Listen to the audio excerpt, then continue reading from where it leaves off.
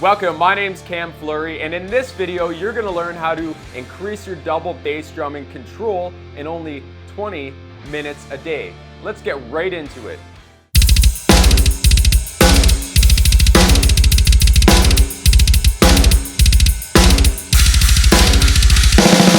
Look, I get it. Double bass drumming is really tough, okay? And it's frustrating as hell because you want to be able to play all your stuff concisely with speed and accuracy, but it's really tough sometimes, and it does take a long time. So I want to provide you with one exercise that you can implement into your practice routine today for only 20 minutes at a time that'll guarantee to help you get better double bass drumming control. What do you say? If you're still getting stuck in a double bass drumming rut, I put together a double bass drumming course, and the link for that is down in the description below. Feel free to check it out, learn more about it, and hope to see you there. Let's get back to the lesson.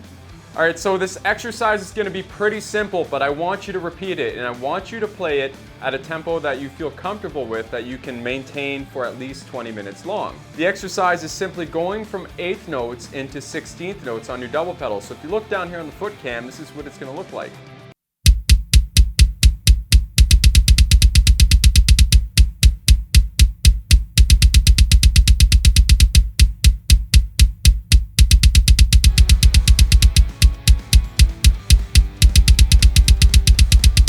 Start speeding things up, you're going to start using different muscle groups. So the idea with going faster is that you're going to have to change how you're playing on the double pedals.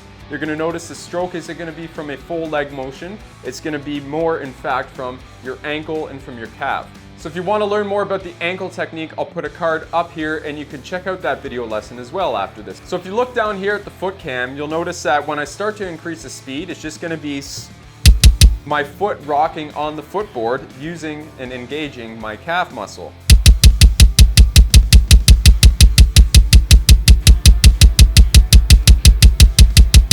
Right, so you want to have deliberate control of that. And another way to focus your practice time on getting better strokes with the ankle technique is to isolate both limbs individually and play at least a few different strokes on each foot, either 3 strokes or 4 strokes or whatever feels comfortable. Find that spot where there's a little bit of friction, try and work through it and work on that and focus on that part that you're having troubles with. Because that's what's going to help you with the friction in between both limbs and putting them together on your double pedals. Now, it doesn't matter what you have. If you have Axis pedals, Iron Cobras, Pearls, it doesn't matter. It's all relative. Some are nicer and have a higher quality build, but the principle and the technique still remains the same. The settings may vary for you, but that is going to solely depend on your physical ability to play the double pedals. What we're after with this exercise is to internalize some muscle memories. So if you want to just do a slower tempo at first, engage your full leg muscles by pressing down on the pedals as you normally would at slower BPMs. But do please check out that ankle technique. So at a slower tempo, it's going to look and sound something like this.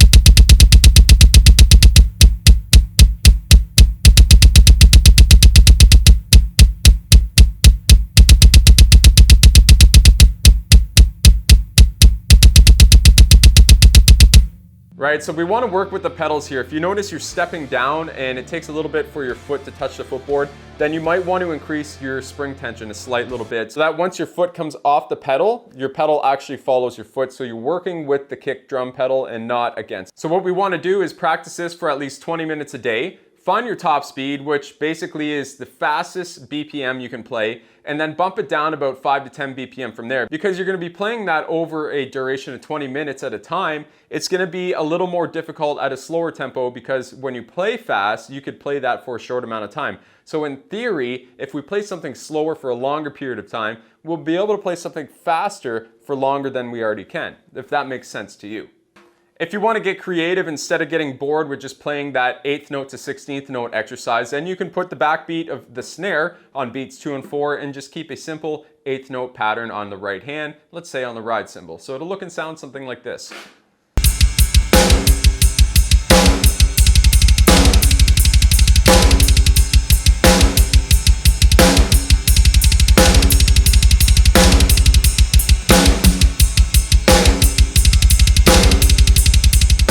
Okay, so the exercise is as simple as that. Do that 20 minutes a day and focus on your weak limb. If you find that the ankle technique is not working for you, try slowing down the tempo, and it's usually your left foot that kind of tenses up. So you really want to work that weak limb, whether that's the left or the right foot for you, and you want to internalize and have muscle memory, so to speak, of this foot pattern and this technique, because this is what's going to really help elevate your control while you're playing double bass. And if you want to learn more about double bass drumming, I've got a free playlist, but if that is not enough, then I've got a whole course that outlines everything on the page.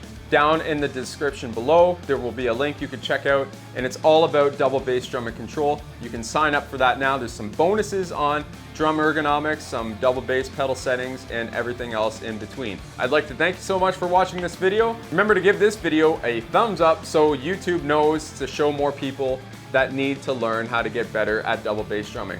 If you need anything else, let me know down in the comments below as well. And that's all for this video. Thanks so much for watching. My name's Cameron Fleury. Have yourself an amazing day.